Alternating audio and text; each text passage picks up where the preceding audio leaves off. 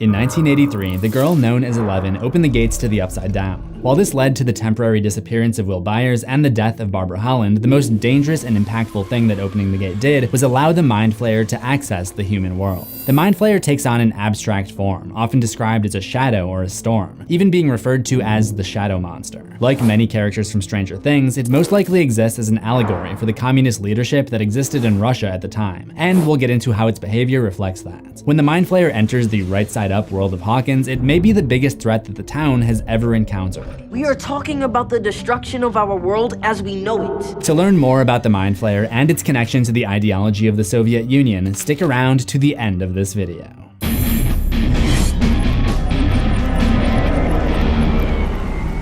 Welcome to Horror History. The Mind Flayer did not initially, or at least directly, affect the town of Hawkins, Indiana in 1983 when the gates of the Upside Down was first opened. However, roughly a year later, Will Byers sees the Mind Flayer for the first time, indicating its arrival to Hawkins. Like the Demogorgon, the Mind Flayer's name originates from the manual of the boys' favorite game, Dungeons & Dragons. This shadow monster demonstrates many of the traits explained in the D&D manual, especially a tendency towards mind control and being linked to its victims. That all starts with Will, so to fully understand why the creature chose him as its first victim, I'm gonna have to take it all the way back to Will's first visit to the Upside Down.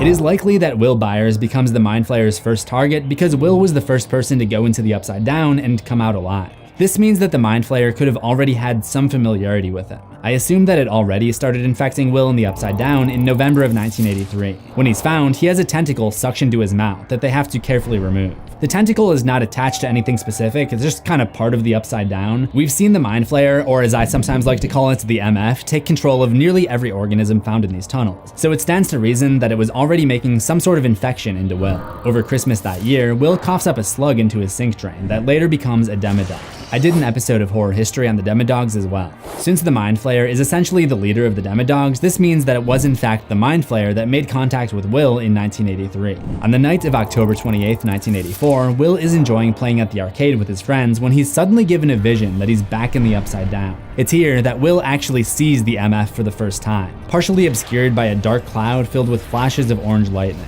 Even though the Mind Flayer hasn't technically flayed or taken over Will yet, its connection to him allows it to communicate its intentions without words. What do you think the evil wanted? To kill. To kill you? Not me. Everyone else. However, Will is only a small part of the Mind Flayer's plan to infiltrate Hawkins. Dustin Henderson discovers a new form of Demogorgon, which he coins as a Demodog. The Mind Flayer's influence over these creatures and Will represents what's known as a hive mind, or collective consciousness. As a result, any information that Will or the Demodogs learn, the Mind Flayer will know as well. This is an analogy to what went on in the USSR. In my episode on Alexei, I talked about how there was constant surveillance in the Soviet Union and its citizens were being monitored to make sure they were upholding communist ideals. In this same way, the Mind Flayer taps into the minds of those who it chooses to take control of and keeps them under constant surveillance, which goes a long way to helping it stay in power. The Mind Flayer makes the Demodogs dig a tunnel system under Hawkins. The citizens are left completely unaware of the Mind Flayer's existence, apart from a few farmers who have land above the tunnel route, who notice their pumpkins rot and die, creating a lot of hostility between them. The Mind Flayer continues to reveal itself to Will, each time more vivid and more aggressive than the last. Will, an avid artist, draws what he sees in his visions, including a spider-like system of funnel clouds. Then, on Halloween, Will opens up to his best friend Mike Wheeler about what he's seen. It was like this huge shadow in the sky. Only it was alive. And it was coming for me. The next day after school, Will is again sent into a vision of the Upside Down as the Mind Flayer chases after him, this time even more aggressively than before, resulting in this happening. Will later explains what happened to his mom and describes the Mind Flayer as more of a feeling. I felt it everywhere. I still feel it. The next day, he stays home from school and appears to be sick, but instead of running a fever, his temperature is extremely low. This is a major trait of the Mind Flayer, who likes the cold and wants to keep its human host as chilly as possible. This is probably another part of the allegory of the Mind Flayer being representative of the Soviet Union and Russia, and the greater region that the USSR had control over. The climate in that part of the world is absolutely freezing by my sunny SoCal standards, so it's very telling that the creature feels most at home when temperatures are low. Will very bluntly explains this when his mom tries to draw him a bath. No. What? He likes it cold. Much like citizens under the USSR, Will's individual personality is being stifled or hidden away under the Mind Flayer's own personality. Think of Will like a citizen serving under his communist leader. As Hopper and Mike come over to the Byers' house to help, Will does his best to convey what the MF is doing to him. He describes sharing the same thoughts and feelings, referring to them as his now memories. They feel like memories, but they take place in the present rather than the past. It's like he's reaching into Hawkins more and more. And the more he spreads, the more connected to him I feel. The Mind Flayer would soon face its first major threat when Chief Hopper digs his way into one of the veins of the underground tunnel system and catches a big surprise.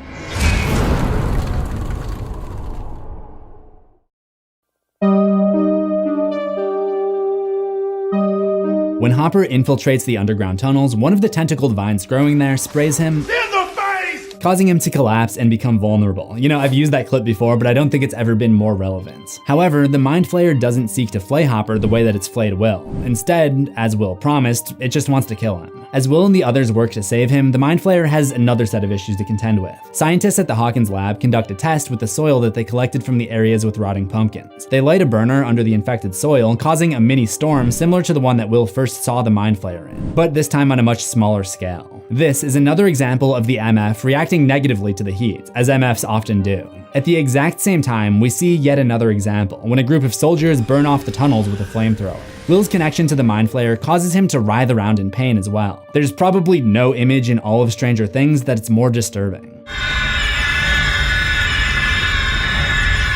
After Will is rushed to the Hawkins lab, he's sedated and the pain subsides. The Mind Flayer demonstrates that Will no longer has much agency when he barely recognizes the people that he knows. In other words, the Mind Flayer is almost completely in control. It makes Will tell the scientists that the only way to stop it is to send all of the soldiers to one specific place in the underground tunnels, but really it's just setting up a huge trap to get revenge on the soldiers that brought it so much pain with their flamethrowers. After this happens, Mike realizes that Will is essentially a spy for the Mind Flayer. The idea of a Russian spy posing as an American citizen gives us another real-world parallel. The KGB was a Soviet security and foreign intelligence agency in place between the 1950s and the 1990s, who controversially operated as a secret police unit in the Soviet Union. They also sent spies to integrate in other countries, like the United States, to get information on those who may oppose their communist ideologies. So if the flayed Will represents the KGB, then I guess Mike represents the American CIA, because he figures out that if they sedate Will, it'll keep the Mind Flayer from being able to spy on them. This is basically like unplugging the webcam. The Mind Flayer could no longer see into their lives. So the gang is able to escape the lab.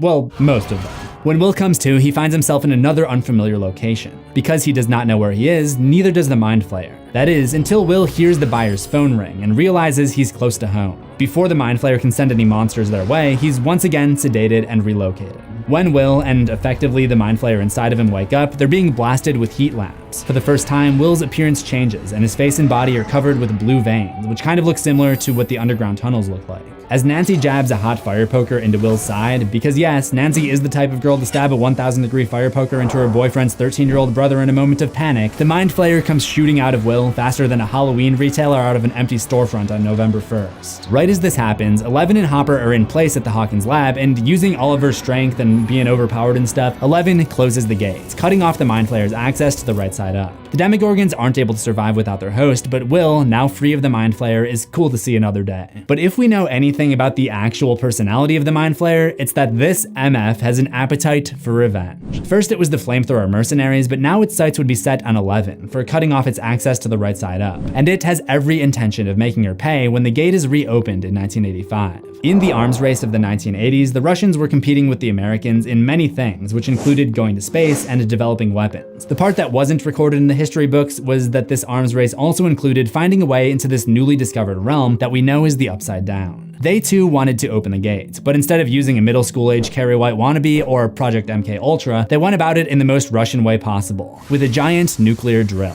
which was hidden under the new Starcourt Mall. In late June, the Russians succeeded at opening the gates, advertently or inadvertently letting the Mind Flayer in once again, this time with a new plan and a desire to get back at 11. Instead of using Demogorgons, Demowogs, Demofrogs, Demohogs, or Demodogs for its demolition of all things democratical, it demonstrates its adaptability, realizing that it would be more effective to flay people and develop an army of human bodies as opposed to growing an army of its own. It uses the abandoned Brimborn Steelworks warehouse as its primary location, a decidedly more human-accessible safe house than the underground tunnels, which would make it easier to lure in human victims. It begins making its comeback by infecting an army of rats who congregate at the steelworks and explode after eating the wrong combination of hazardous materials. It's a whole thing. The sludge from their guts and tissues comes together and takes on a physical form of organic matter, which serves as the new physical body for the Mind Flayer. Remember, every time we've seen the Mind Flayer before this, it's just made up of these floating particles. So this is most likely the first time that it has a physical form. The Mind Flayer is no longer picky about who its first human victim needs to be. Literally just the first person to drive by will be just fine. Unfortunately for Billy Hargrove, his late night MILF call ends up being more of a facial penetration event, as he's dragged into the steelworks by the malevolent creature.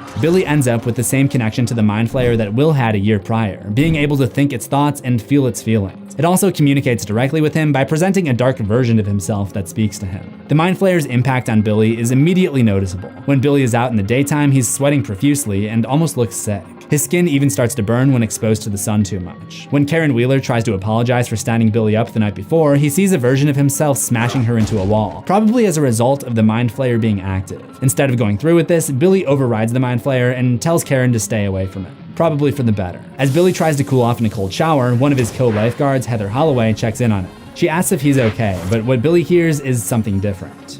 Take me to him. But this time, Billy is unable to go against the Mind Flayer's wishes.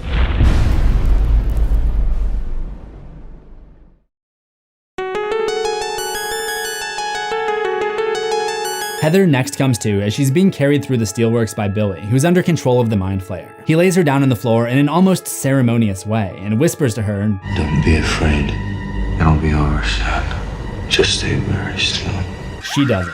As the Mind Flayer is flaying, it notices 11 using her powers to spy on Billy and is able to vanish from her sight. Now the Mind Flayer spreads to new victims from host to host, similar to a virus. This means that its spread is not dependent on Billy alone. An older woman in town, Doris Driscoll, notices that she has rats in her basement and that they're acting very strange, being aggressive and eating fertilizer. She believes them to be diseased, but eventually, just like the rats at Brimborn Steelworks, her rat explodes, allowing the Mind Flayer to materialize and infect her. As Mrs. Driscoll is driven towards the hospital, she reaches out for the steelworks as the ambulance passes by it, indicating that she wants to join the source of the Mind Flayer. We never see if the rats are responsible for infecting anyone else, but we do see flayed Billy and flayed Heather sitting down to dinner with Heather's parents, eventually knocking them out as well, taking them to Brimborn Steelworks and bestowing them the same fate. Once again, the flayed looks sweaty and awful. I mean, rough day at the office, dude? The Mind Flayer does its best to keep its human host cool to combat the summer heat. It certainly doesn't help when Billy is lured by 11 and her friends into a sauna at the pool. They lock him in and crank up the heat in an effort to expel the Mind Flayer. As Billy writhes around in pain, the Mind Flayer's hive mind is still active, making Mrs. Driscoll have a similar but somewhat more hilarious reaction over at the hospital. So the Mind Flayer takes over Billy, making him smash his way through the door, which kinda makes me think that the Mind Flayer somehow makes him even stronger. Billy is a pretty strong dude who spends his free time pumping iron, but he literally bends and destroys a metal pipe. I mean, that's pretty impressive, but I guess we've seen stranger things. Billy's escape causes 11 to have a throwdown against him, and while she is able to save her friends, the battle leaves her collapsed on the floor in tears. But as the Mind Flayer returns to Brimborn Steelworks, flayed Billy expresses to flayed Heather that this fight was just as hard on him. The girl, was it her? Yeah, it was her. She knows now. She knows about me. She could have killed me. Yes, but not us. Not us.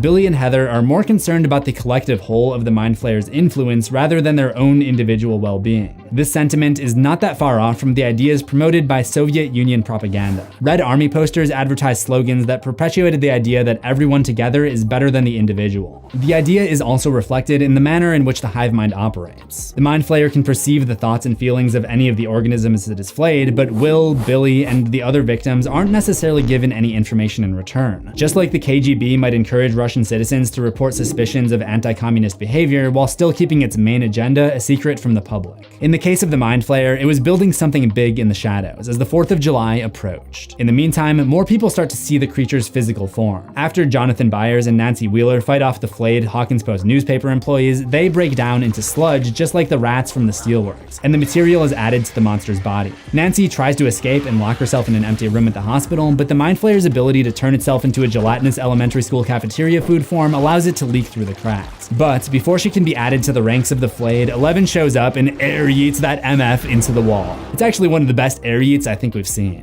After then getting air yeeted out the window, I think the mind flayer realizes that it's no match for 11 when she's at full strength and retreats into a storm drain. Certainly not the first time I've analyzed a creature that utilizes a sewer system to terrorize a small town. Presumably there are more unknown victims that become flayed. A news report at the end states that 30 people died in a fire at the Starcourt Mall, which is probably a government cover-up for what really went on there. I'm guessing these 30 people represent all of the victims of the mind flayer. They would include Doris, Billy, Heather, Heather's mom and dad, and Bruce from the Hawkins Post, which means there are probably 24 other victims throughout Hawkins. That also makes it clear what the mind flayer means when it repeatedly talks about building something. Like when 11 infiltrates Billy's mind to try to find the source of the corruption and accidentally pulls the mind flayer, or at least the flayed portion of Billy's brain, into her own headspace. You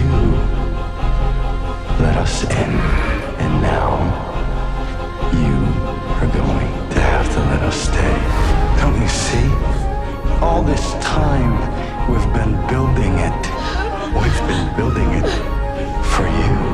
If this is the case, it shows that the mind flayer is kind of insane, and this whole thing was basically a revenge plot. Before this, I kind of assumed that this was like a world domination sort of thing, but no, the mind flayer is still pissed about 11 closing the gates. I guess the lesson to be learned here is don't go after someone else's dogs. That's not cool. I have a feeling that really pissed him off. As 11 escapes the grasp of the mind flayer within the world of her own mind, it had already summoned everyone that had been flayed, sending them to the Brimborn Steelworks, where they're broken down into the dark sludge material and absorbed into the stature of the mind flayer, which explains how it was able to grow from a roughly 7-foot tall monster at the hospital to basically a 16-foot big boy by Independence Day. And as with any good Independence Day celebration, there were about to be some fireworks. Who here wants to see some fireworks?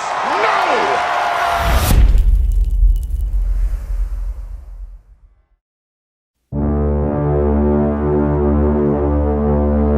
While most of Hawkins was distracted and enamored by the colorful fireworks display at the 4th of July carnival, the mind flayer was busy making more moves in the shadows. Having used 11's own tactic against her by stepping into her mind, it now knew her location and was hungry for a rematch using its new, more powerful body. Another big showdown occurs, and although 11 is able to once again get the upper hand by dismembering 2 of the creature's orifices, it nearly captures her after dragging her by the ankle, and she's only able to escape thanks to Nancy, who shoots the mind flayer 11 wards off the creature by using what appears to be the full force of her powers to split its head in two, even if only temporarily. However, the bite on her leg leaves her in tremendous pain. The kids escape to the mall, where 11 passes out, and it's revealed that a slug, just like the one that Will coughed up on Christmas in 1983, is moving around inside her leg. She's eventually able to excruciatingly remove it, but it seems that it may have accomplished its mission anyways, because after this, 11 loses her powers. At this point, we don't know with 100% certainty how this demowog left behind in her leg might have contributed to the hampering of her telekinesis, but let's look at what we do know. 11's powers have never been unlimited. The more telekinetic heavy lifting she does, the bigger the nosebleed she gets as a result. So we can conclude that her powers are somehow related to her circulatory system. When Will was infected, he became very sick and required many hospital and lab visits to recover. Seeing as how the slug was moving around inside of Elle, I'm guessing that it was able to infect her bloodstream, which may be the reason she's no longer able to call upon her telekinesis. Billy locates the kids at the mall and alerts the mind flayer to their location. It shows shows up and crashes through the glass ceiling above the food court, then, using its long arms, searches them all, probably looking for Eleven or anyone else it can flay. Despite not being able to rely on Eleven's powers this time, the kids still manage to almost outsmart it by using a litany of sounds, including the engine of Jonathan's car, to lure it away from Eleven and everyone else at the mall. But this ruse only goes so far, as Billy witnesses Max and Mike trying to help Eleven out of the mall and summons the Mind Flayer back to her location. Without her telekinesis, Billy has a much easier time defeating Eleven and brings her back to the food court, offering her to his master in an almost ceremonious way, as we've seen him do to others at the steelworks. He even gives the same warning. Don't be afraid. It'll be over soon. Just try and stay very still. But Elle's friends still have one last trick, and it is an explosive one. As we know, the Mind Flayer doesn't like heat, so the fireworks that Mike and Lucas stole from a grocery store earlier end up being an ideal weapon to fight back with. They engage in a huge battle, really dealing some major hits on the Mind Flayer in order to protect Eleven. Now, throughout the video, I've explained many of the different ways that this monster represents the communist ideals of the USSR. So the fact that our American heroes use 4th of July fireworks, a literal image of USA patriotism and democracy, to fight the creature, is the perfect symbol for the 80s political subtext that has been running over and under the first 3 seasons of Stranger Things. But ultimately, these efforts are only enough to slow the Mind Flayer down. The final blow, so to speak, ironically comes from the monster's greatest servant, Billy Hargrove, who gets a little bit of control over his own body back after Eleven enters his mind and reminds him of his childhood. Billy takes a stand against the Mind Flayer and sacrifices himself to protect his sister and her friends long enough for Joyce Byers to get to the gates to the Upside Down. Like the Russian scientist Alexei, who was executed for aiding his American friends earlier that day, the Mind Flayer no longer has any use for Billy, and he becomes a victim of its metaphorical capital punishment. However, he would be its final victim, as the closing of the gate causes the creature to immediately shut down and die. But while this was the end of the elementary school cafeteria lunch meat version of the MF, we would see the original shadow monster form looking over rural America again. That's right, I'm talking about Rocket League.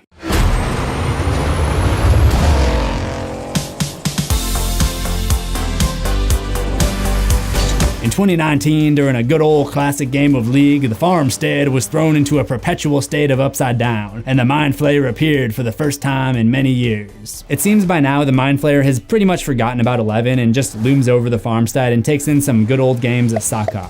Now I know some of you are going to try to say that Rocket League isn't part of Stranger Things canon, but really I imagine Rocket League takes place so many years after 1985 that it would really be difficult to say that Mike, Lucas, Will, and Dustin do not eventually turn into these little egg characters. I mean, look, you can see Chief Hopper right there. So I don't really see anything to suggest that Rocket League is not canon here. Not sure about Dead by Daylight though. If you want to see the histories of more Stranger Things characters, click that playlist on the left. And if you love horror, remember to subscribe to CZ's World for new horrors every week, ring the death bell for notifications, and I'll see you in the next one. Assuming we both survive.